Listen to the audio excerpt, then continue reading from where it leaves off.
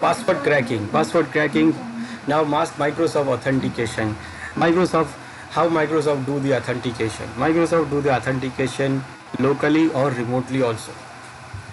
Locally, that means when we are in a work group, so authentication happens in the local machine, and when you are in the domain, then authentication happens on the server. On the server, that means on the domain controller. And for authentication, it uses Kerberos protocol. Previously, in old versions of Windows before 2003 servers, they use Microsoft uses NTLM version 2 for the authentication, for the network authentication, for the domain authentication. But now it uses the Kerberos protocol for doing the authentication. Then there is a file called SAM database. This SAM database is for the local authentication. Local authentication, that means when you configure the password for users, so those users information, those password information is stored into this SAM database file. It is called Security Account Manager Database, SAM database. When we create a user in Active Directory domain, so the user information goes into Active Directory domain database. And when it is in local machine, it remains in the SAM file. SAM file, we can see the SAM file. We can see the SAM file. It is under the Windows directory, System Windows directory. Under System 32, there is a directory called config, and in the directory, in this config directory, you will see the SAM file. But we can't open the SAM because it is being used. We cannot open the file because it is in used, because the machine is running.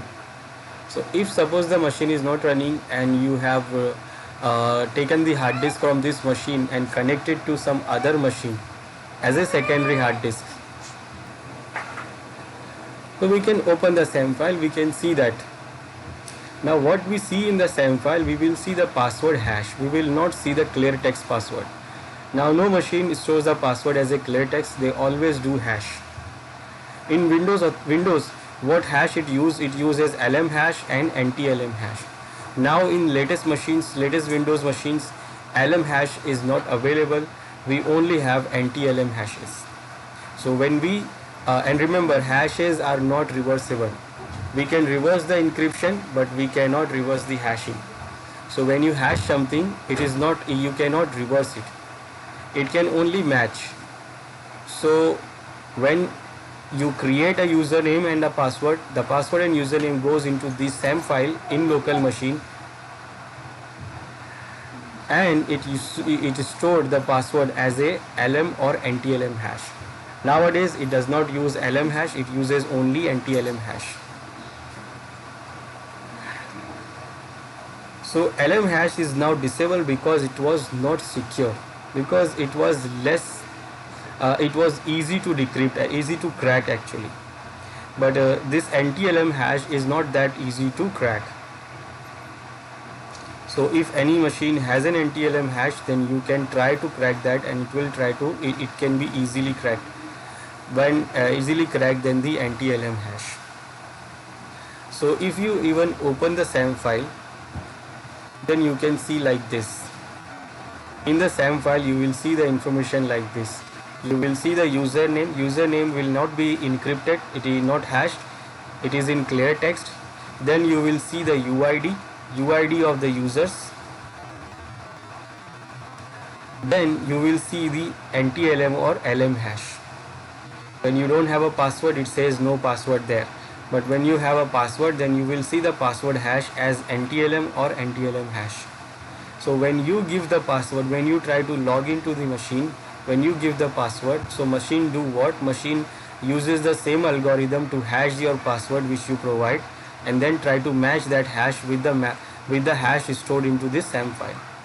And if the hash matches, then it allows you to log in, and if the hash does not match, then it will not allow you to log in. So machine itself not recovering, it is not reversing the hash. Nobody can reverse the hash. And then in new versions of Windows, after Windows Vista, there is no LM hash generation. You will see only NTLM hash now. Now why? Because NTLM hash, LM hash do what? It creates NTLM hash, LM hash. It uses a method to create the LM hash. It uses what? It do first convert your, first suppose if you give not enough character for the password, like if you the LM hash and NTLM both needs at least 14 character password. That means it requires at least 14 character password. If you give less than 14 character, then it will put null character there. Null character, that means no character. Then what it will do? It will complete it with the 14 character with adding the null characters. Null, that means blank characters. Now after that what it do? Convert it into capital, and then what it do? It divide it into two parts of 7 characters, and then encrypt those 7 characters separately by using DES, triple DES encryption algorithm, and then it combines the result into one password, one hash. But it divided into 7, and then it will combine it to again to single hash. Now the problem with this is, if your password is less than 7, so rest of the 7 character part will always remain blank, and when you encrypt the blank character, you will get the exact same value, and attacker knows those values. So if attacker sees that value, that it is a null character value, that means attacker now knows, and attacker can easily guess that your password is less than 7 character. Now it knows less than 7 character, that means now it does not have to attack the whole character, whole 14 character. It has to only attack this 7 characters. So there are some problems here in LM hash. So now the LM hash is now not available. Then this NTLM authentication process for the domain environment, it was also not available now. Now Kerberos in Windows environment, it uses the Kerberos authentication, Kerberos protocol for doing the authentication in domain environment. Previously it was using NTLM authentication. Now how it works? NTLM authentication process, it works like, first when you log into the client machine, now the login will not, the authentication will not be done on the local machine. It is going to be done on the domain controller. It is on network. So when you give username and password here in the client, so your client machine will do what? It will send the authentication request to server. This client machine do what? It convert the username will be remain in the clear text, but the password which we give here, it converted into using the same hashing algorithm, and it generates the hash. Now the hash is generated, and then it will send the request for login for the domain to the domain controller. Now domain controller will do what? It will send the random character to this client. Now the random character, the client will do what? It will encrypt this random character by using the same this password hash. That means the password hash will be the key to decrypt the character, and then it will send the result to server. Now server will do what? Server will try to decrypt the characters which the client sent. So how it can decrypt? It can only decrypt this character when the password hash is same, which is used to encrypt these characters. So if you have provided the right password, then the key will be right to encrypt it, and the same key this domain controller has it in database, and it can decrypt it by using the same hash, and it will decrypt it by using the same hash, and it can only decrypt when the key is right. That means your password is right. So it will decrypt, the domain controller will decrypt this value, and it will check that is it the same value which this domain controller has sent as a challenge. So if it is the same value and the domain controller can decrypt that by using the password hash of that user, that means the user is authenticated and user is the valid user. Now this is not used nowadays. Windows uses now Kerberos. Kerberos means it is Kerberos authentication. Windows uses now Kerberos authentication. And Kerberos is the protocol, and it is not designed and proprietary by the Microsoft. So we can see this in another operating systems also. That means we can configure it in Linux environment, Linux machines also. And here in Kerberos, what we have is the key distribution center. The server is called key distribution center. It is not called domain controller or not called Active Directory server, because it is not a proprietary of Microsoft. It is called key distribution center. Now under the key distribution center you have authentication server, ticket generating server, and also you have database. It can be a different servers, authentication server or ticket generating server can be a different server. But in Windows environment, Active Directory domain controller is the same server for authentication, for ticket generating, for database. Everything is in the same server, and it is called the KDC server. So what happened when you logged in? So in the client machine, when you provide the username and password and press enter, so your request will go to the authentication server.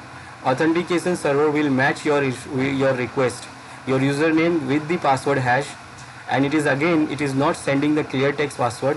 Client machine is using what, when you give the password and press enter, client machine convert that hash into NTLM, convert your password into NTLM hash, and then send that hash to the server.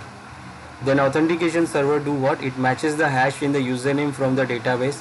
Now if it is matching, that means you are authenticated, and if it is not matching, that means you are not authenticated. So when it is authenticated, then what it will allow you, it will send the reply. Authentication server will send the reply with the token that you are allowed now, you are authenticated. Then after authenticating, client will send that token to TGS, ticket generating server. Now this ticket generating server now knows that you are allowed your authenticate by checking that token. Now what, this ticket generating server will make the information, it will update the database, and it will update the database that this user has been logged into this date and this time, and it is valid for this time. So it will give a service ticket to the client, and that service ticket will be valid for the time. Actually by default it is 10 hours. So it has been added here in the database that by this TGS, that this user is logged in with this date and this time, and it will remain active, and it will remain valid for the domain till this validate time. So the time is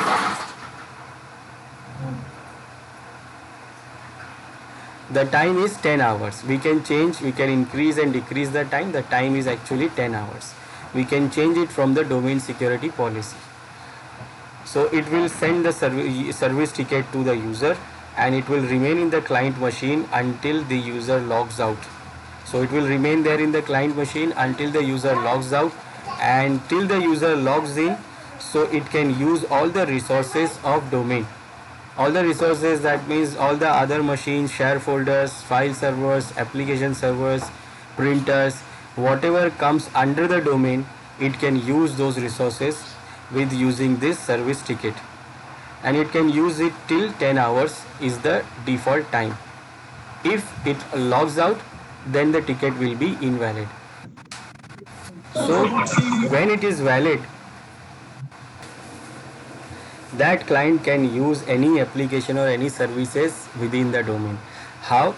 Suppose this is the application server, so when this user wants to access the application server, it will send the request for connecting this application server, and actually in a background this client machine, it remains in the client machine, this service ticket, it sends the service ticket to this application server that I want to use your resources and this is my service ticket.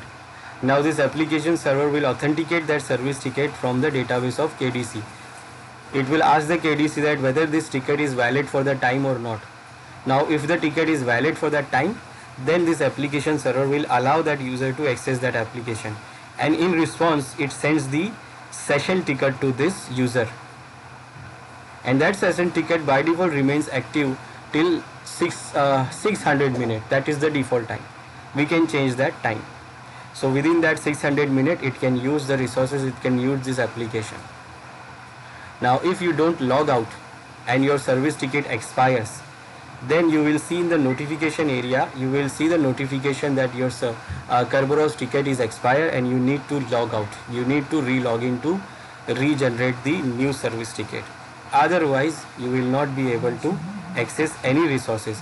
You will not be log out, but you will remain log in, but you are not authenticated to the domain. It is like you are not authenticated domain into the domain, and then you are not able to use any services from the domain. We can see that policy and change that policy from domain security policy. I'll show you that policy first. So this is the domain controller we have, and it is also have an Active Directory installed. So I will go to tools here. This is server manager, and I will go to local security policy for this domain, or I can go to directly group policy management to see the domain security policy. Let's take the local security policy. I'll show you there. It will be there available.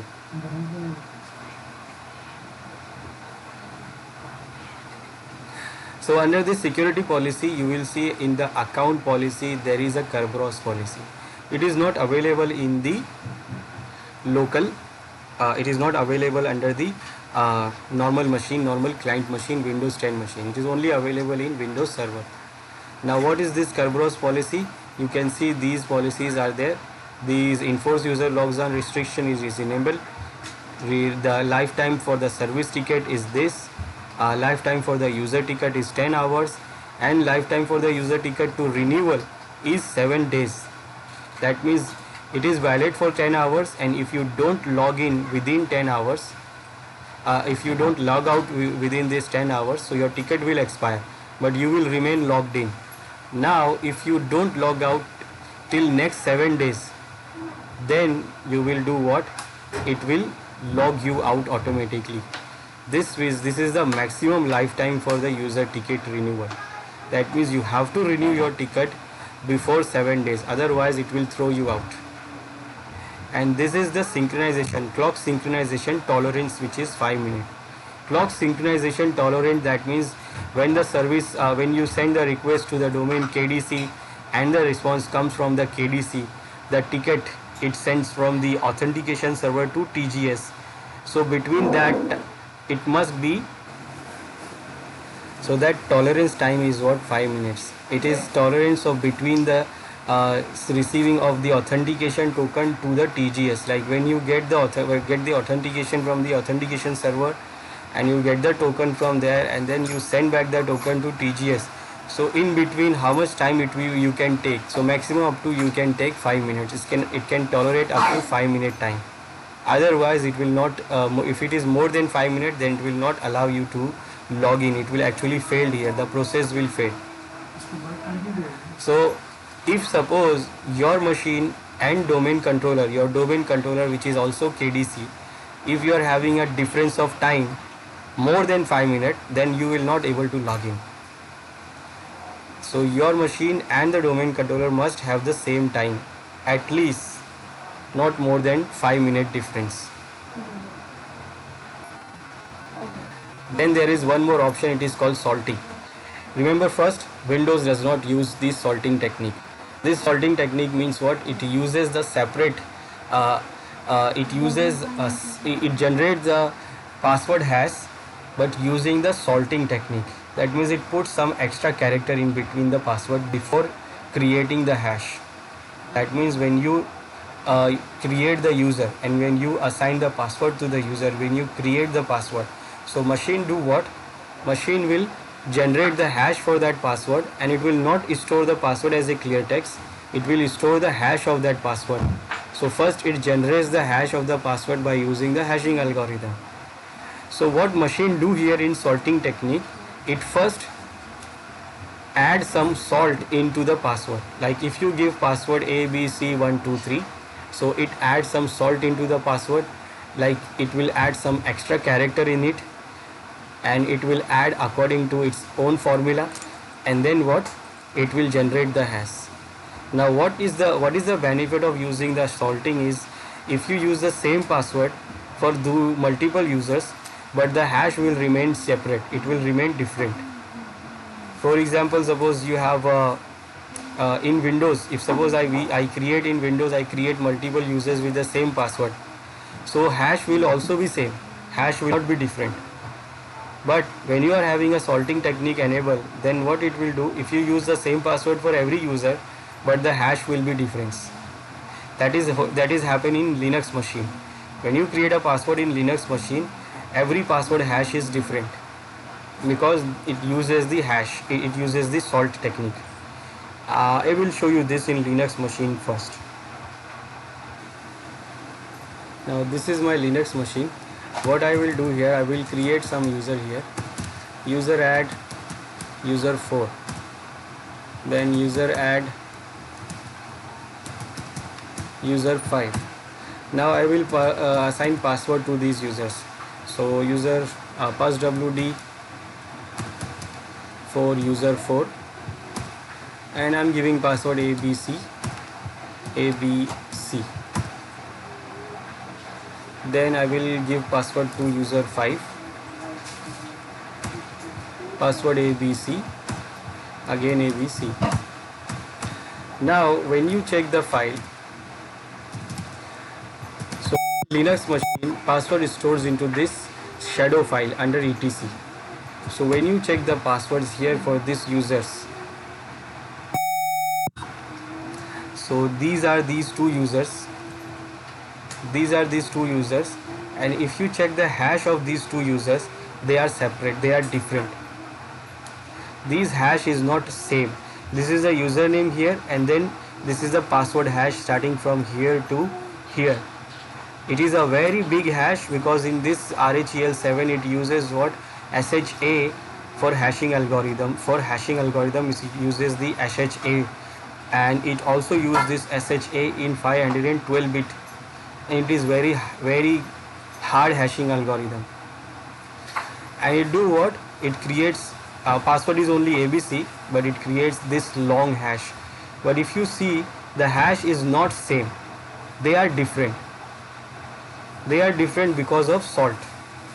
Because this Linux machine do what? Before creating the hash, it do salt this hash. Now machine only knows that what technique it uses for hashing this password, what salting technique it uses for hashing this password. So when user try to log in and when user give the password, any password, so the machine will do what? It will use the same algorithm, that is SHA, and it will use the same salting technique for the password, and then it will come up with the same hash, which is this one, and it will match. And if it will match, then it will do what? It will allow the login, and if it is not matching, then it will not allow it.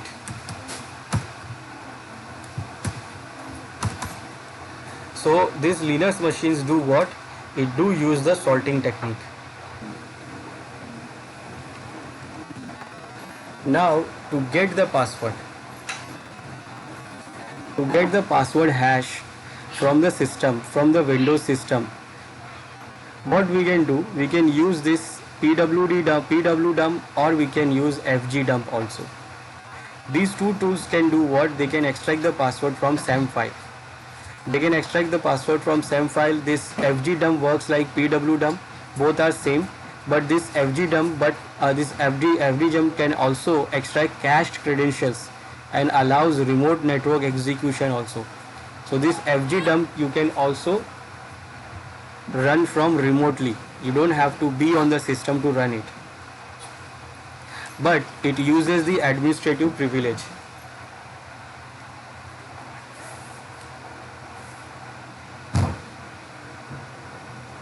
So you need to have an administrator account password to run this fgdump. And even if you run the pwdump locally, then also you need the administrative privilege. So how you will do this? You can run this by using that attacker can do that. It can put it into the flash and make the flash auto run, and it can run by using that auto run feature. It can configure the auto run to run this pwdump from the flash, and also get the password into the same flash. So when it connects the flash into the system, then what? It runs automatically the pwdump or fgdump tool, and it will extract the user's hash and username and hash from the SAM file and it will store it into the same flash. Then what user do when what attacker will do, it will go back to the home, it will go back to his home, and then it will use what, it will use the other hashing techniques, offline cracking technique, to crack the password. For Linux password hash, it can use that, it can copy it from the shadow file, it can extract it from the shadow file, just like we can see any normal user can also see the password, that file. So it can do what, if it is can see the password, it can extract the password from there, password hash, and then it can do what, then it can use the other hacking tools for on it. So when you run this fgdump, let me show you this fgdump or pwdump. So this is my Windows machine. If I go to open the CMD, and because it needs administrative privilege, I am running it as an administrator here.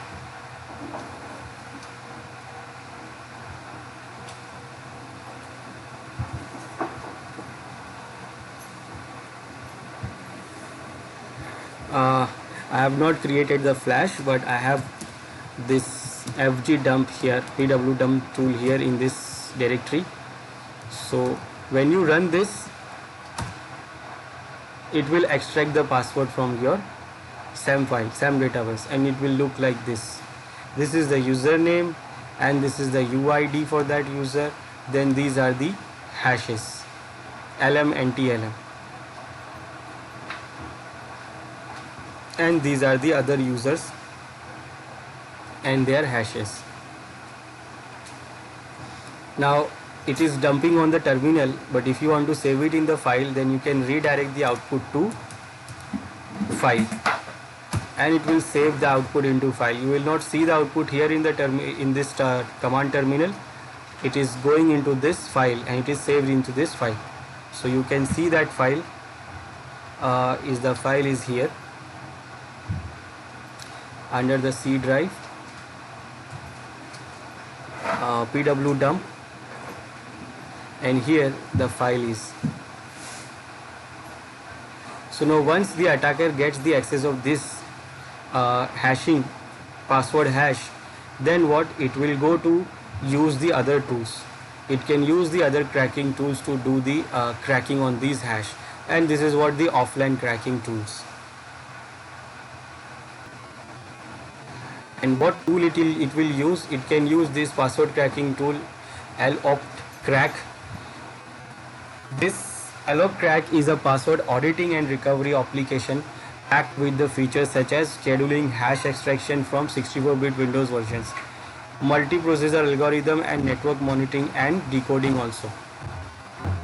So we can use this to crack the password, and it can do different attacks of different offline attacks. Then you have another tools, like you have opcrack. You can use opcrack also. Also you can use these Rambo crack also. This Rambo crack cracks the hashes with the Rambo table. If you have already created the Rambo table for that hash, then you can use this Rambo crack for it. It uses time memory reader trade-off algorithm to crack the hashes. Memory trade-off tool suits including Rambo table generation, sort conversion, and lookup. Support Rambo table of any hash algorithm. Support Rambo table of any character set. Support Rambo table to raw file, that is raw file format, that is RT, and compact file format, RTC. This computation on multiple core processor support, and computation on GPU and multi-GPU via this NVIDIA CUDA technology support. So it supports these all things to crack your password. Then you have other tools also like John the Ripper, and also you have Cain and Abel.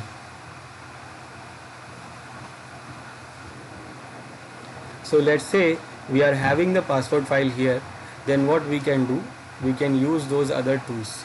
For example, if I want to use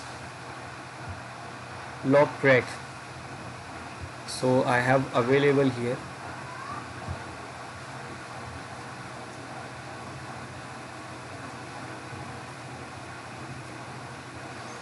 Then I will start the new session.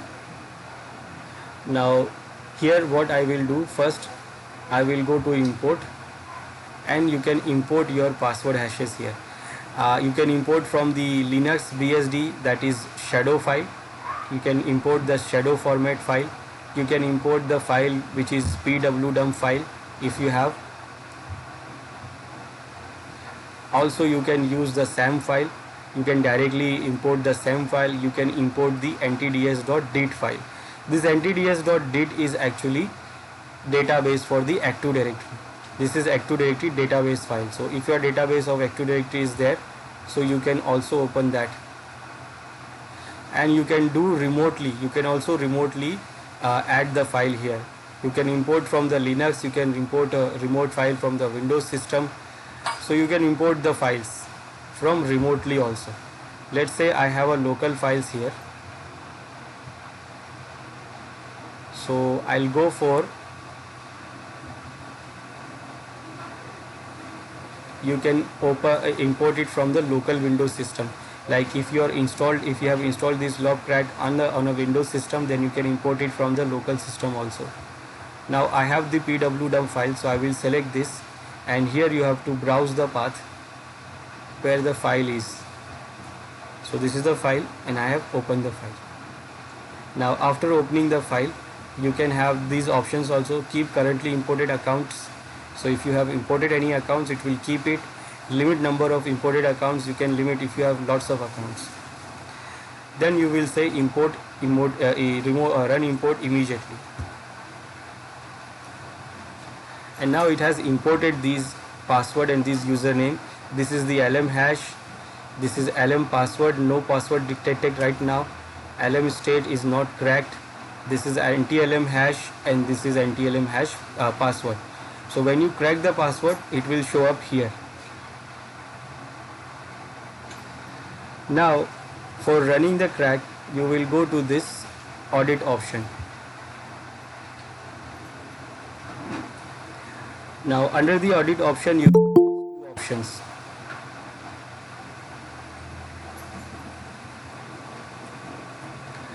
So in this auditing option, we have these different type of attack we can do. We can do dictionary attack, we can do brute force attack, you can do user info attack. User info, that means it is a pre-computation of on username and determine the password. Fast, for simple password, you use first. So it is the first option you can use if you have some kind of idea about the password. So you can create the pre-computation usernames, password hashes for that. Then you can do what? Dictionary attack. Dictionary attack use word list or variation on words in a word list to recover account password, good for the common passwords. So if suppose someone has used the dictionary word for the password, then we can use it and we can do the dictionary attack, and if the password found in the dictionary file, then it can be easily cracked. But if the word is not dictionary word and if it is a complex password, then we have to go for brute force attack. So first try the user attack if it is possible, and if it is not possible, then go for the dictionary. So dictionary is a good idea, and if it is not breaking with the dictionary, then you should go for brute force. Now for the dictionary, we need word list. We need the dictionary file also. We have some preset: fast, through, complex, exhaustive. These are some presets. Like fast will do what? A quick word list check with the many permutations using this number of word, and this is the dictionary. So it is going to use this dictionary, and you can go through. It is going to use this word and for this dictionary, but it's through word list check with the common letters substitutions. In a complex, it will do word list check with many permutation and letter substitution also, and using this number of words from this dictionary. So the dictionary file, I will go fast. I want to do it quickly. So here you can see it is going to use this dictionary here. It is showing you the option. It is going to use this dictionary. It comes with the software. When you install this software, it comes with it. You want, then you can edit it. You can edit this preset. This preset is read only. Okay, this one is read only, so we can't edit this one. or we can add new, but I will not do that. I will go for the fast one first. So I select this fast and say run an audit immediately. Remember, we are doing dictionary attack. So if suppose if the password is in the dictionary and if it is the dictionary word, then it can be easily cracked.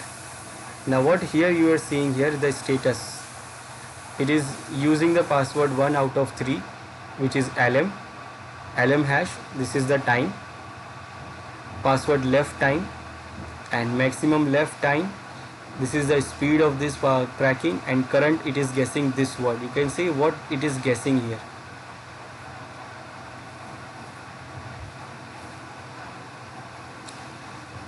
Now it will take the time depending on the complexity of the password. So let it complete first. Now it has tried the lm hash. Now it is trying NTLM here, and it is trying to guess these words.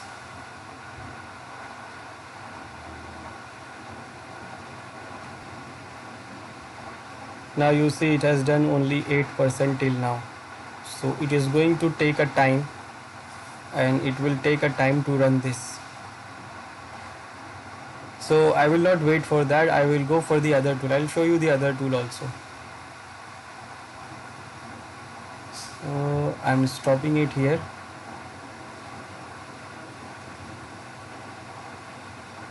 And what I will do, I will show you the other tool. Other tool is I am showing you the Kane+Abel.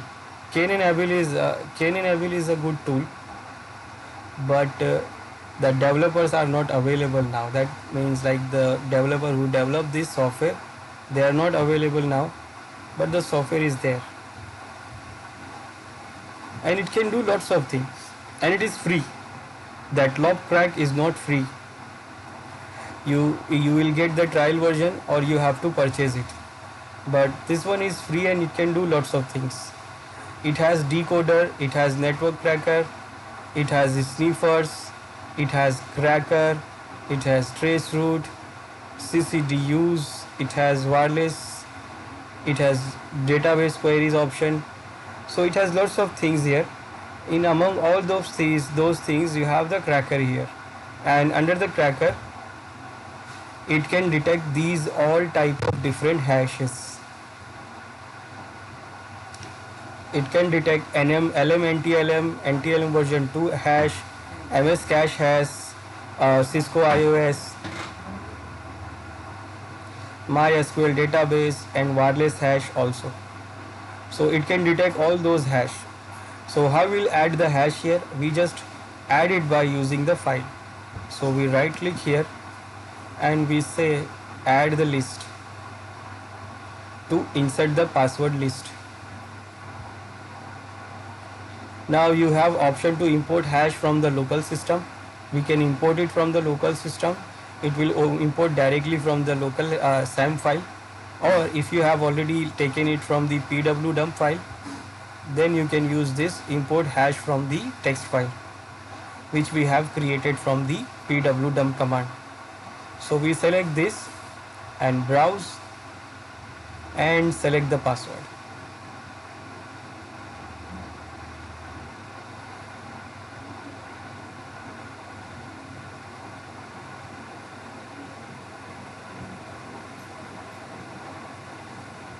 So under pwdump, this is the password file. Next, and import it.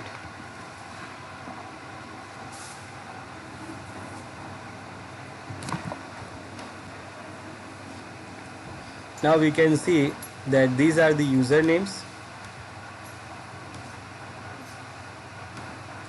and this is the LM hash and this is the NTLM hash. You can crack it one by one. In that top crack,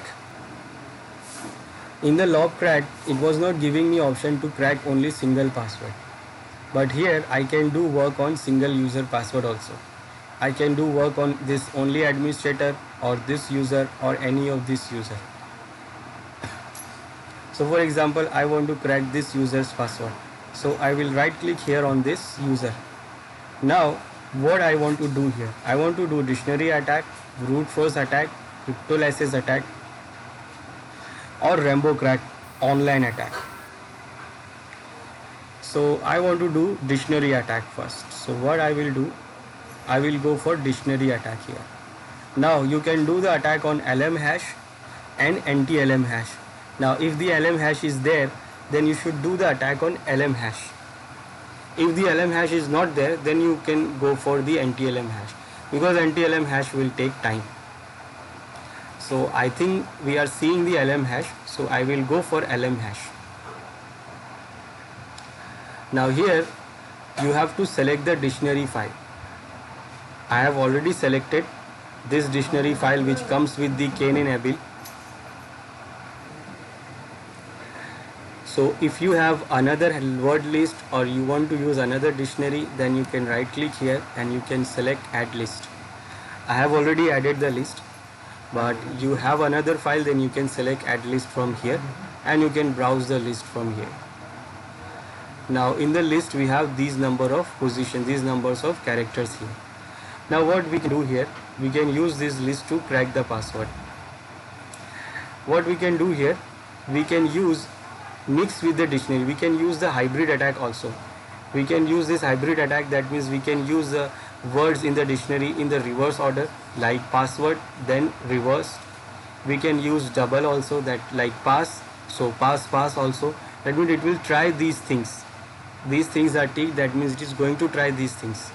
Then we can go for the lower case, that means then we can go for the upper case only. Then we can go for the numbers, like the password is, when first it will try pass, then it will try P4SS, then it will try PA5S, then P45S, P455. It will go like this, and this is selected. You can go for the case permutation, like pass, P small, A capital, S capital, S capital, like this. Two numbers hybrid brute force. This will do what? With the password it will start adding the two numbers from 0 to 999, and it is also selected.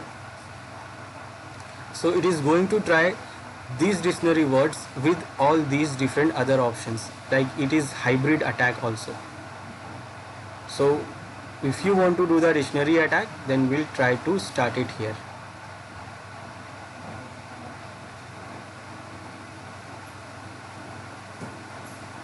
Now it is saying 0 hash cracked. That means the word is not under this dictionary file. The password which we are trying to crack is not under this dictionary file. If it is under the dictionary file, it has been cracked. Now let's try the anti-LM. I will try the anti-LM hash, dictionary attack on anti-LM hash. Again I am using the same dictionary file, and these options are extra selected, but again I will try this.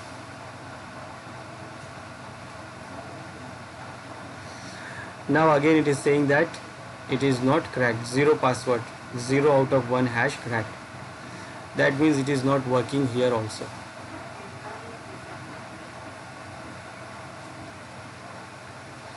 Now you see it is working now. It was not working previously because the dictionary file was not accessible. Now I have done the LM attack and this is the dictionary file. Now it is working. Now you see how much word it is trying here. This number of words it is trying per second, and dictionary position it is trying with this second, and currently it is trying this password, and it is going very fast. Now again it has not been cracked because the dictionary file does not have any password, the password which is this user's password. We can try separately, for each users.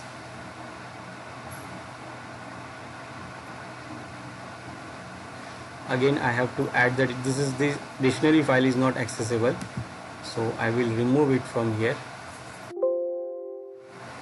and I will add again. then I will start.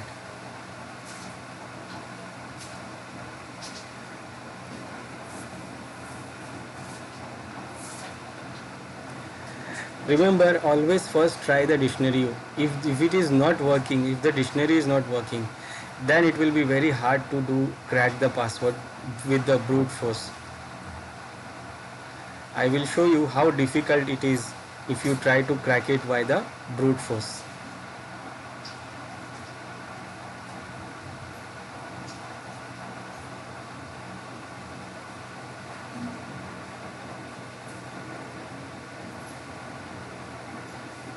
Okay, this one is also not there.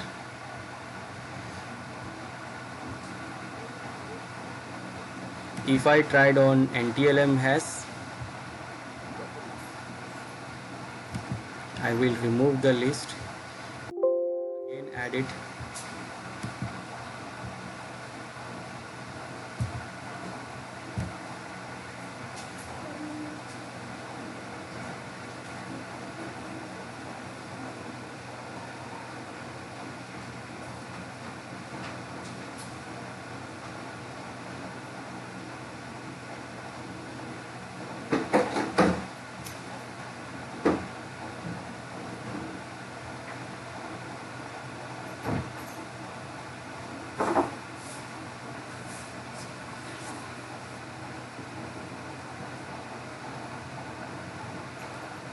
So NTLM is also not there.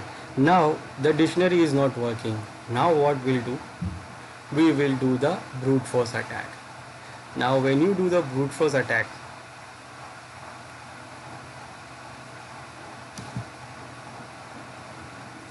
so first I will do it on LM hash. Now here it says that predefined here first. Predefined, that means what words, what characters you want to use.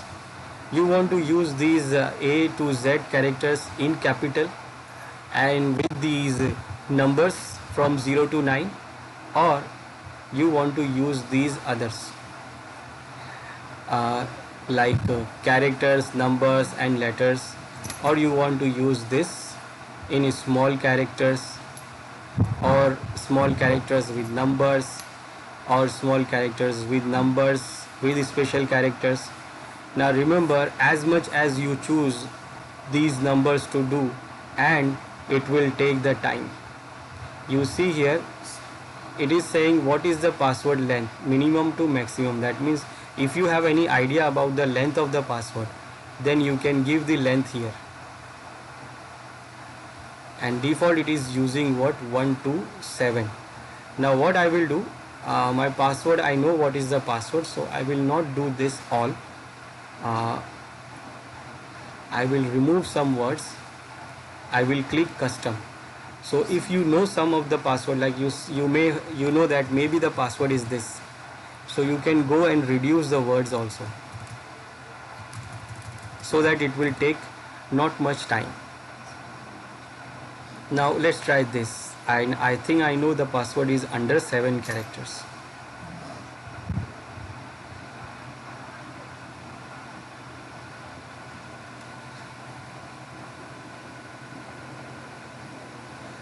And it has done and is not there. The password is not cracked.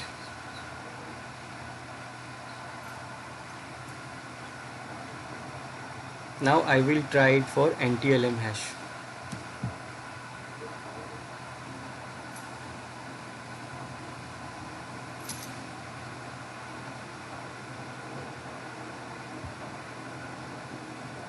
And you see for NTLM now it is going for 16 characters. It is not going for 7 characters, because in NTLM it has to go with the for the whole 16 characters.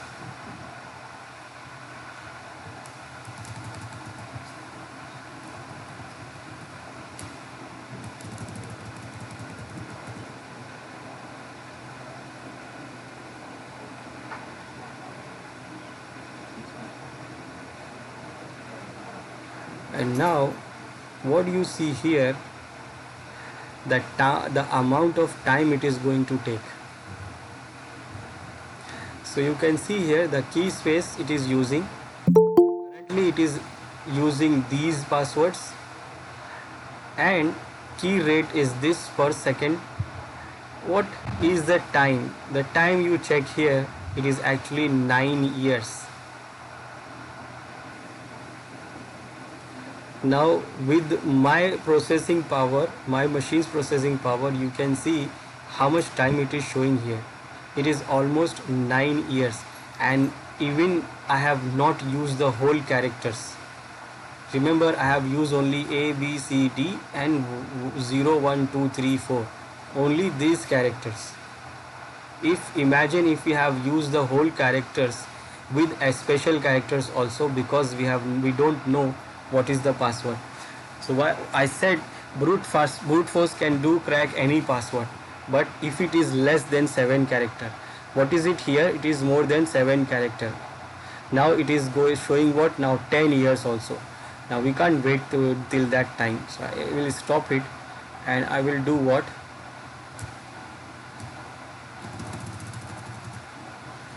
I will try to reduce it.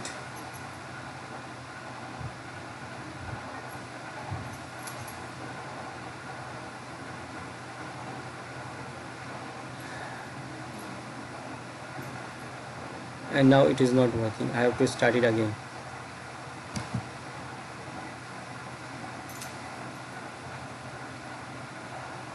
It is not using less than 16 characters because it is what? Anti-LM password. If you are having LM password, then you can work on less than 7 password, because you are sure that the password is rest of the password is empty, null character.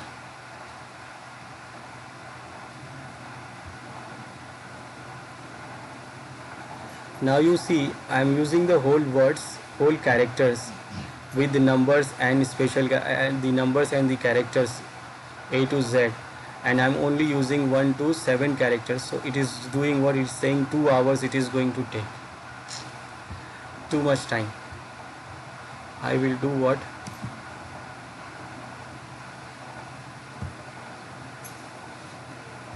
I will try to use this custom and reduce the characters.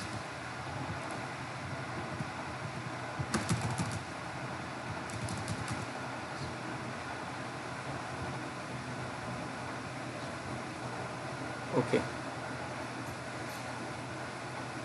start from 1.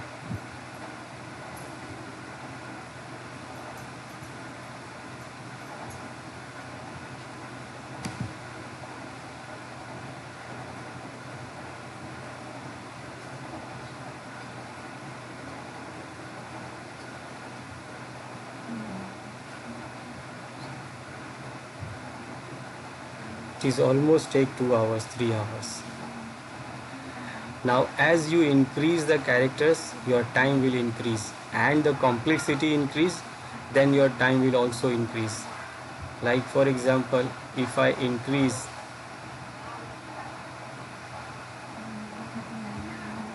if I go with this special characters also, and if I go to 8,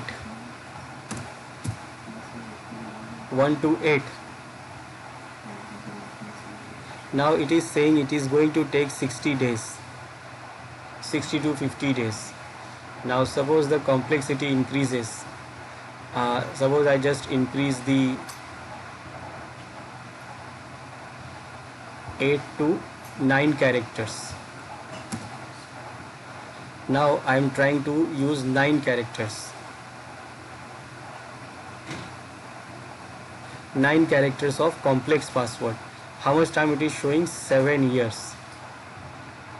Now I will try to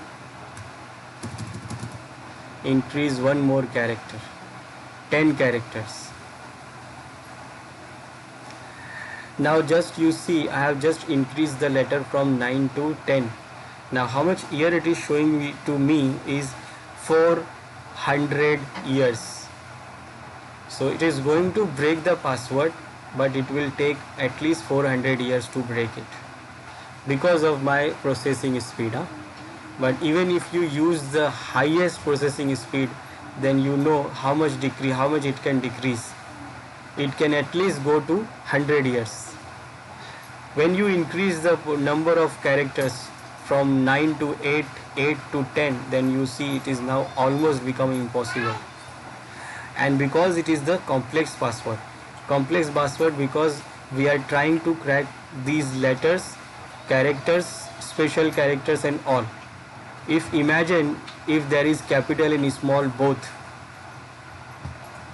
where small characters and capital characters, numbers, special characters, everything is there in your password, and your password is just from 1 to 10 character, then how much time it is going to take to do the brute force? It is just going to take the time is 26,000 years.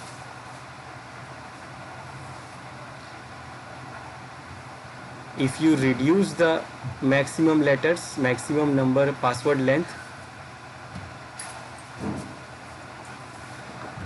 then it can reduce the time. It is now take 300 years.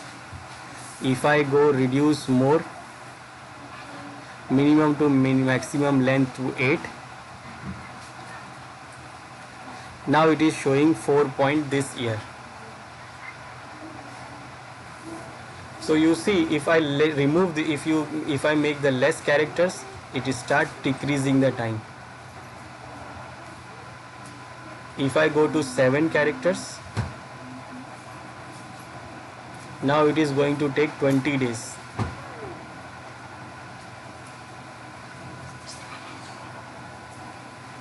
If I take 6 character maximum, then it is going to take 7 or 6 hours. Now if I reduce it to 5 characters,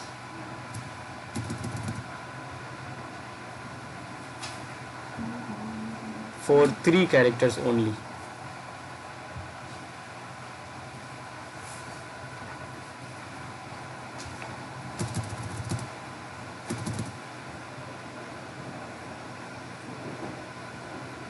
then it is doing very quickly. So when you are having the less characters, it is doing quickly.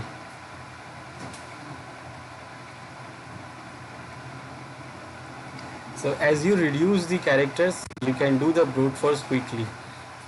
So it is a good idea to use the dictionary, and if the dictionary is not working, so we can do the brute force, but it is very hard to do.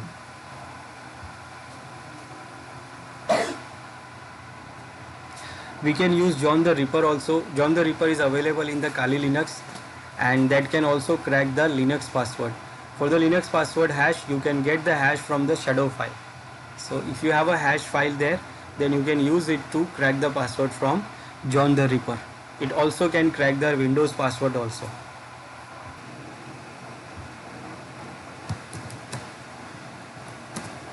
This is the shadow file we have here under this directory. We can check the file.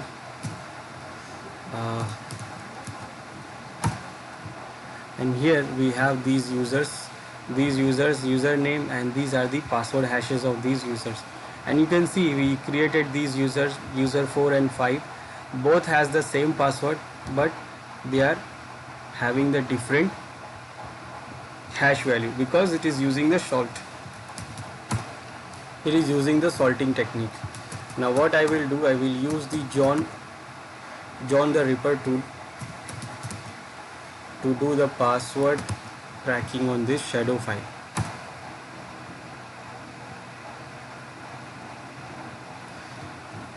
Now it is trying to crack the password, and what it is saying here, it is loaded the 7 password hashes with the 7 different salts. Remember, it do the salting. And what it says here, this is the cryptography it uses. This is SHA 512 bit, 3 crypts, and this is the hashing algorithm it uses. Now cost 1 iteration is 5000 for all loaded hashes, proceeding with the single rule, single. Press Q or Control C to about almost any other key for the status.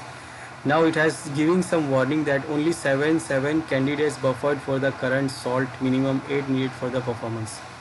So we have less performance, so it is still going, and it is trying what further message of this type will be suppressed to see less of this warning, this. Now what it has done here, you can see it has cracked the password. Now because the passwords were very easy, it was only ABC, so you see it has easily cracked those passwords. This is user 5, we have created the password ABC. The user 2, the password is also ABC. User 3 password ABC, user 4 password ABC, user 1 password ABC, and actually this admin is also having the password ABC. Now it is only remaining one password, or that is root password. Now root password is not ABC, it is actually ABC at 123. Now it is going to take some time or maybe lots of time to crack that password, because it is not a dictionary word and it is not a simple password. It is actually systematic, but still it is having some words, it is having letters, numbers and special character, both, all those three things. So it is taking time here. Now it is going to take lots of time to crack that password, but still it will crack it. It will crack that ABC at 123. Remember, this ABC at 123 is not that secure. It is very easy and it is very common and it is very simplistic. So this John the Ripper can also crack that one.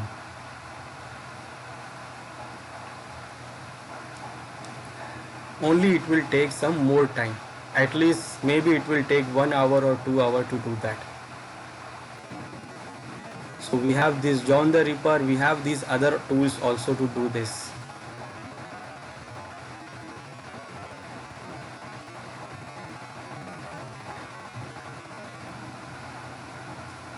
So now it has tried all the dictionary words. Now it is not finding the password for the root. Now it is proceeding with the incremental ASCII characters. And then soon it will do what? Brute forcing also. It will try to do the brute force, and it will take lots of time if it goes for the brute forcing. So John the Ripper is taking too much time because the password is not simple. Then how we can defend against this password cracking? To defend against the password cracking, first enable the information security audit to monitor and track the password attack. If suppose someone is directly trying to guess the password, trying to attack, trying to guess the password, like it will try to log in with different passwords to your account.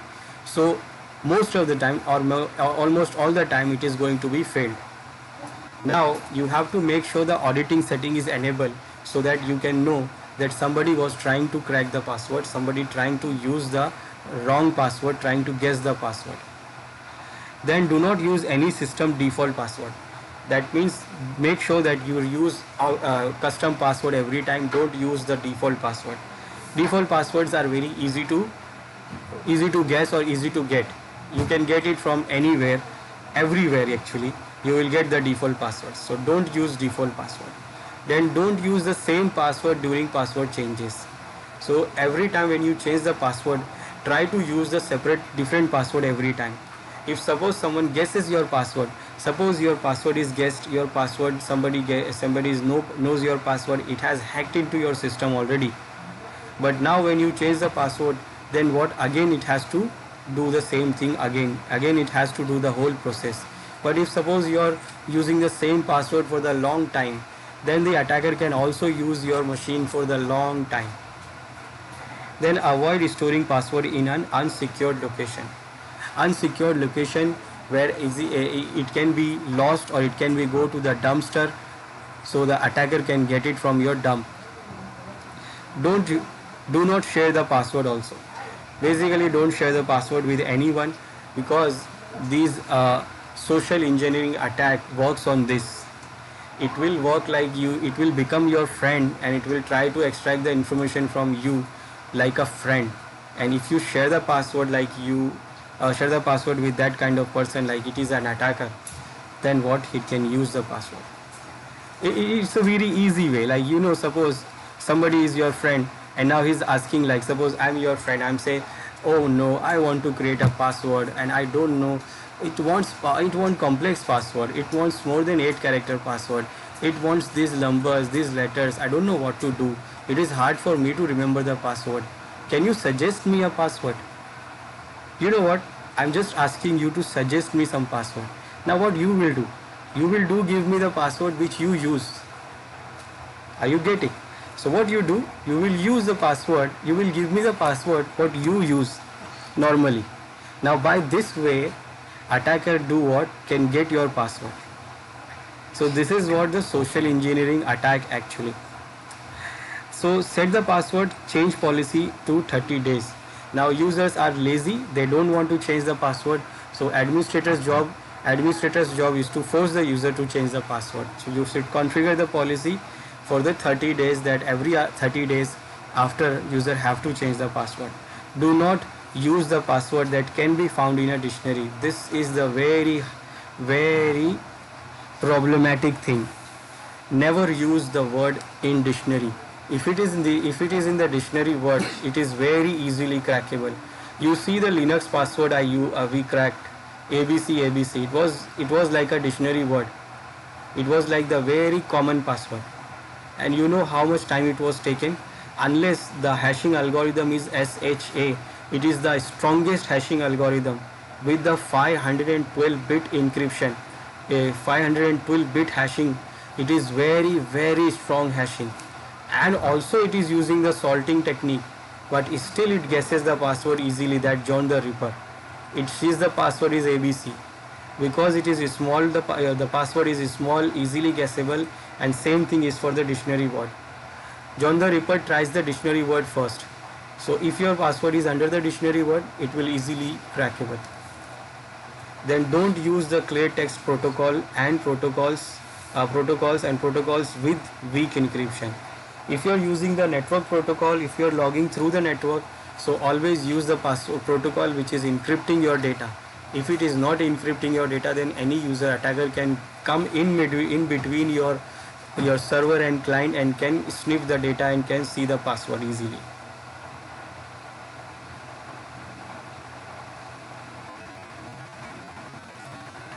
Then make password hard to guess by using 8 to 12 alphanumeric characters in combination of uppercase and lowercase letters, numbers and symbols. Ensure that application neither store password to memory nor write them to cache disk. Remember, it should not be cached. Then use a random string salt as a prefix or suffix with the password before encrypting. Enable syskey with a strong password to encrypt and protect the SAM database. This syskey is the Windows feature to protect the SAM database. That means your SAM file will be encrypted by the syskey. So if suppose your machine is not running, as I said, if you remove the hard disk from the machine and connect it into another machine, then you can see the SAM file. But when you encrypt the SAM file with the syskey, then wherever you take that hard disk, it will not show the SAM file until you provide the syskey. Never use the password such as date of birth, suppose, or child or pet names. Remember, with the social engineering attack will guess these names, and it will easily guess the name, and then if you are using the same name as a password, then you know what is it. It is easily crackable. Monitor the server logs for brute force attacks on the server account, in the user accounts. So if the attacker is trying to crack the password directly by using the brute force or even a dictionary word, then it will fail lots of time. So you should check the logs regularly for that kind of attack. Lockout on account subject to too many incorrect password guesses. So if suppose someone tries to guess the password, and if it tries to guess too many times, it should be lockout. Like Facebook will lock your account after 20 wrong attempts. So you can make also the policy to lock your account by using the lockout policy.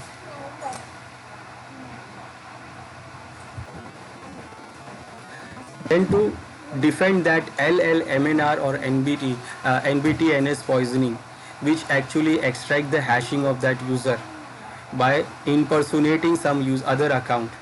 So you can do that by using the policy in the for the disabling this LMBNR. You can open the local group policy editor. Under that you will go to local computer policy, computer configuration, administrative template, network, and there is a policy under DNS client. In the DNS client, double click on this, turn off multicast name resolution. So multicast name resolution and select the disable radio button to disable this LLMNR. So it will not it will disable that. Then when you try to search any name, it will not do the broadcast for it.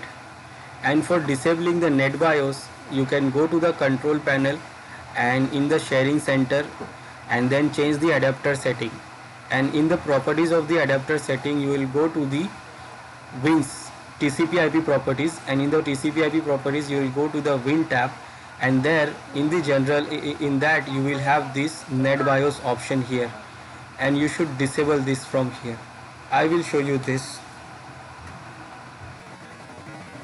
First is your syskey feature. Syskey is available in Windows. When you type in the search syskey,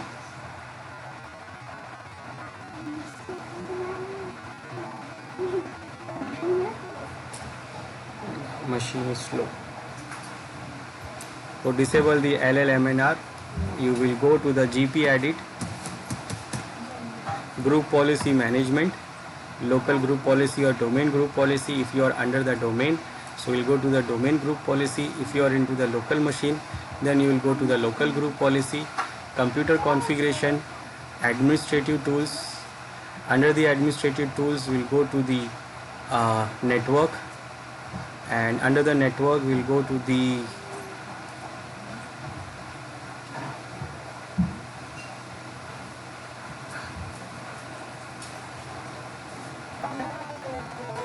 and there is an option here for turn off this turn off smart multi-home name resolution. Multi-home name resolution, this policy, and you have to disable this policy. By default it is not configured, so we have to disable it. So when you disable this, then that LLMNR will not work. And for NetBIOS name resolution, we will go to control panel and sharing center, network and sharing center. Under this, change adapter setting, then go to the properties of this adapter, and under the properties of this adapter, this is IPv4, so select IPv4 and go to the properties of IPv4, advanced, and here you have WINS, and under the WIN you see here NetBIOS settings, and it is enabled here by default. So you can do what? You can disable it, and disable and press OK, and then what? It will start. It will not work now. Then the NetBIOS will not work. It will not work for the name resolution in your system. So this is how we can do defend the passwords. We can disable this LLMNR or NetBIOS name resolution things, and this is what the password cracking we have, and this is how we can defend the password cracking also.